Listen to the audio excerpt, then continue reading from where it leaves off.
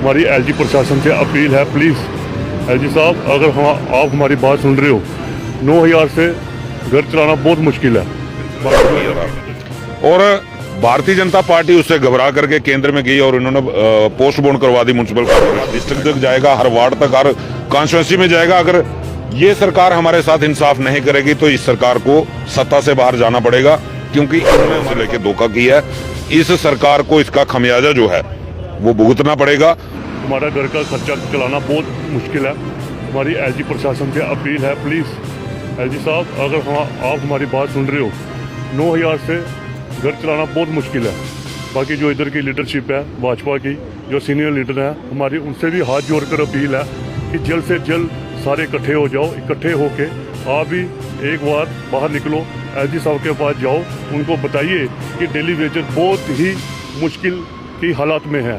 बाकी मेरा जितना भी डेली वेजर साथी है, मेरी उनसे हाथ जोड़कर भी अपील है और विनती भी है कि साथियों बाहर निकलो, अभी नहीं तो कभी नहीं।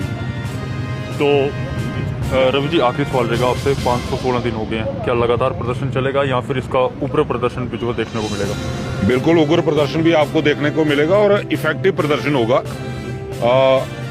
हमने हमारा एक तरीका है कि हम पब्लिक को हरास करना बेहतर नहीं समझते। हम चाहते हैं कि और किसी तरीके से ही प्रदर्शन किए जाएं।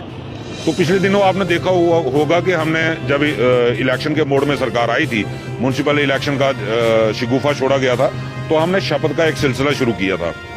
और भारतीय जनता पार्टी उससे घबरा करके केंद्र में गई और उन्होंने पोस्टपोन करवा दी म्युनिसिपल कॉर्पोरेशन की इलेक्शन। हम इसीलिए अभी थोड़े ठंडे हैं कि एक बार कहीं इलेक्शन का दौर आए और इस सरकार को, हमारा शपथ का सिलसिला जो हर डिस्ट्रिक्ट तक जाएगा, हर वार्ड तक, हर कॉन्स्टिट्यूंसी में जाएगा। अगर ये सरकार हमारे साथ इंसाफ नहीं करेगी तो इस सरकार को सत्ता से बाहर जाना पड़ेगा, क्योंकि इन्होंने हमारे साथ लगातार 2014 से लेकर धोखा किया है। इस सरकार को इसका खमियाजा जो है वो भुगतना पड़ेगा और उग्र प्रदर्शन भी होंगे।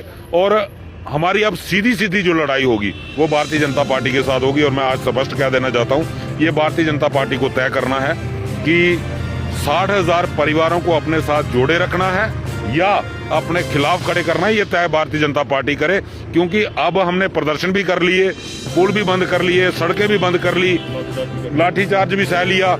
अब और कोई ऑप्शन नहीं है। अब सीधी तौर पे लड़ाई होगी कि बहिष्कार भारतीय जनता पार्टी का होगा, तब तक जारी रहेगा जब तक ये रेगुलाइजेशन हमें नहीं देते।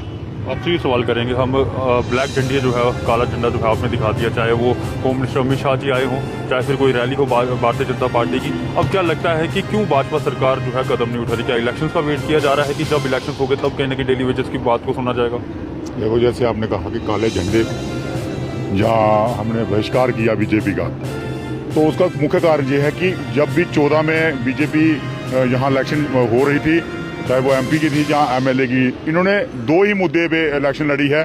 जो एक तो डेली वेयर का जो 61,000 परिवार का, दूसरा 370 तो उन्होंने तोड़ दी, मगर 61,000 डेली वेयर वही आज 10 साल से दर की ठोकरें खा रहा है। और जब भी हमारे जो साथी यूनाइटेड फ्रंट के मिलने जाते हैं या बात करते हैं, तो सेवा कमेटियां और आश्वासन दिया जाता है, चाहे वो बीजेपी की तरफ से हो या फिर एलजी की तरफ से हो।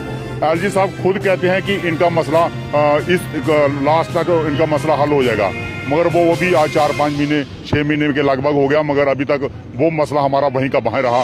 हमारी जायज़ डिमांडे पे हमारा जो मजाक उड़ाया जा रहा है कि कभी कहते हैं हम आपकी बात दिल्ली कर रहे हैं, कभी कहते हैं कि इस एंडिंग तो हो जाएगा, कभी बीजेपी की तरफ से कमेटी बनाई जाती है, कभी एलजी साहब की तरफ से कमेटी बनाई जाती है।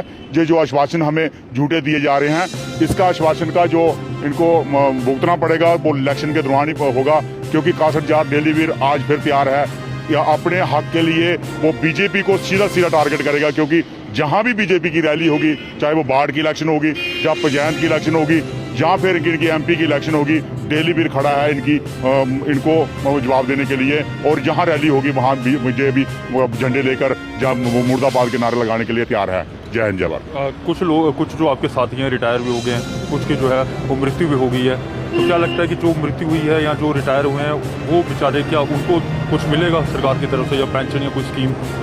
आपने देखा कि 516 दिन से हम जब भी मीडिया के बोल रहे हैं कि हमारा साथी 350 के लगभग सुसाइड कर गया है, हर 30-31 को कोई ना कोई साथी हमारा रिटायर जा रहा है। और हम ये कहते हैं उनको जाते वक्त ना ही 72 महीने का बकाया मिलता है और ना ही उनको कोई जाते वक्त कोई ऐसी गवर्नमेंट ने पॉलिसी बनाई है कि उसको 5-10 लाख रुपए दिए जाए ताकि वो इतनी देर अपने 30-60 साल अपनी उम्र देकर यहाँ जा रहा है वो, और उसने अपनी मतलब नीयत के साथ काम किया है। इतना परमानेंट बंदा काम नहीं करता था जितना वो काम करता है, बराबर का काम करता है। जब परमानेंट आदमी रिटायर होता है तो उसको लाखों रुपये दिए जाता है और डेली बिल को अपना जो अपने उन्होंने मजदूरी की होती है, जो उसका हक बनता है 72 महीने का, वो भी उसने नहीं मिलता है। बड़े सारे साथी हमारे जो सुसाइड करके आर्थिक तंगी से करके, क्योंकि इस 9000 से तो उनका गुजारा नहीं चलता था, ना ही वो अपने आप को इलाज करा सके, कुछ बीमारी की हालत से चले गए। और बीजेपी सरकार 10 साल से यही तमाशा देख रही है डेली बिल का, क्योंकि उन्होंने हमारी जो हम जब भी मीडिया में बोलते हैं वो उल्टा बोलते हैं इसका कि इनका हम कर रहे हैं, हमने इनका बायोमेट्रिक की है, हमने इनको 200-400 से हमने मतलब 10,000 तक लाया है। वो चंद लोग हैं, वो 1300 लोग हैं जिनका इन्होंने 200-400 से 9,000 किया, मतलब हो गया। ये जो बायोमेट्रिक है